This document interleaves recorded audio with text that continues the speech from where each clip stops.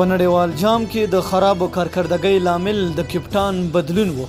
ګرانو لیدونکو السلام علیکم، وخت مو په خیر، ستړي مشئ. د افغانستان کرکټ ملي لوبډلې آلراونډر محمد نبي عیسی خیل وایي په نړیوال جام کې د ماتو اصلي لامل د لوبډل مشر بدلیدلو. محمد نبي چې د بنگلاديش خلاف د تاریخي ټیسټ لوبې د بریا وروسته د خبريالانو سره خبرې کولې، دا خبره وکړه.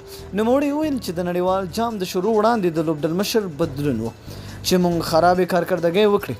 هغه ویل د نړیوال جام وړاندې مونږ زوړ کپټان بدل کړ او په نړیوال جام کې د خرابو کارکردګۍ وسیلې علت هم د لوبډل مشر بدلون و چې مونږ ښې لوبې ونه شوې کولی. دا نوی کپټان په ژوند کې هم کپټاني نه وکړې. دا وجه وه چې مونږ له ماتو سره مخ شو، سره د دې چې مونږ خرابې لوبې وکړې، خو د هند، پاکستان، سریلانکا او د ویسټ انډیز خلاف مو ښې لوبې هم وکړې. د نړیوال جام د پیل وړاندې داسې تصور کېده چې افغانستان به په 2019 کال نړیوال 500 جام سیالیو کې لوبې نندارې ته وړاندې کړي او ځینې مخکې ټیمونه به له ماتو سره مخ کړي. خو دوی داسې سیالۍ ترسره کړي چې د خلکو سره ځینې پوښتنې راولاړې شوې. افغانستان په نړیوال جام کې که څه هم د ځینو ټیمونو خلاف ښې لوبې وکړې، خو دوی په 9 ترسره کړل شویو سیالیو کې یوه لوبه هم ونه ګټله. په نړیوال جام کې له بنگلاديش، سریلانکا، پاکستان، هند، نیوزیلند، انګلستان، ویسټ انډیز او له ساوث افریقا لوبډلو څخه ماتې وخوړې.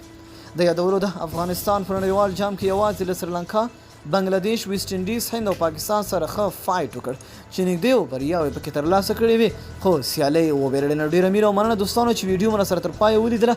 که چینل ته نوي او که د کرکټ مینه وال یې نو دغه چینل در سره سبسکرایب کړئ. تر بلې ویډیو د الله په امان.